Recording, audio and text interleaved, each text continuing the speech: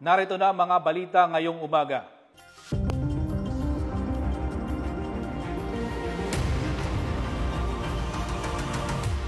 Epektibo ngayong araw, nasa ilalim na ng General Community Quarantine ang mga lugar sa Region 12. Dito sa Jensan, pinayagan ng makabiyahe ang public transport pero limitado lang ito sa mga rutang aprobado ng LTFRB.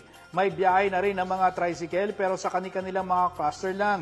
Nagbukas na rin ang mga salon, spa, laundry shop at barber shop pero istrikto ang pagpapatupad ng social distancing at mandatory ang pagsusuot ng mga face mask. Sa Lunes, sisimula na umano ng LGU ang pamamahagi ng Enhanced Quarantine QR Pass na may QR code. Nagnegatibo na ang 68 anyos na babae na taga-Jensan na namatay na suspected COVID case. Sa report ng DOH Center for Health Development, pumanaw ito noong April 26 dahil sa acute respiratory failure, sepsis secondary to high-risk pneumonia at pulmonary edema, chronic kidney disease, hypoxic ischemic encephalopathy. Kumpara nitong mga nakalipas na araw, bumaba sa 48 ang admitted suspected cases pero umakyat sa 201 ang outpatient suspected case. Wala namang bagong nadagdag na COVID case at recovery.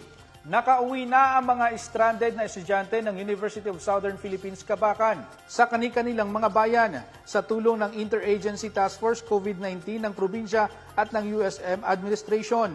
Unti-unting napauwi ang mga nasa 230 estudyante ng USM na stranded mula nang ipatupad ang Enhanced Community Quarantine. Sinundo ang mga estudyante sa Cabacan sa kainihatid sa kanilang mga bahay kasama ang mga kinatawan ng DOH. Manatiling nakatutok sa ABS-CBN, ANC at DZMM Teleradyo, maging sa news.abs-cbn.com at sa patrol.ph. Ako po si Francis Canlas. Magandang araw.